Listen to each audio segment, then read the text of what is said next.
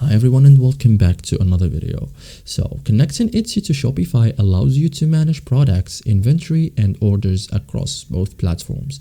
This integration helps sellers sync listings, track inventory and manage orders from one place, making it easier to run a multi-channel e-commerce business. So since Etsy and Shopify don't connect directly by default, most sellers use an integration app to link the two platforms. So in this guide, I will show you step by step how to connect Etsy to Shopify in 2026 safely and correctly.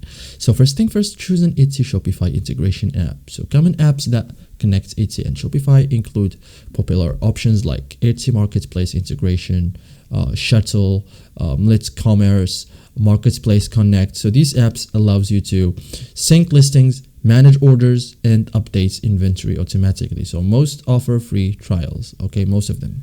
So now install the integration app in Shopify. So to install the app, log into your Shopify admin dashboard, click apps, open the Shopify app store, search for your chosen Etsy integration app and click install.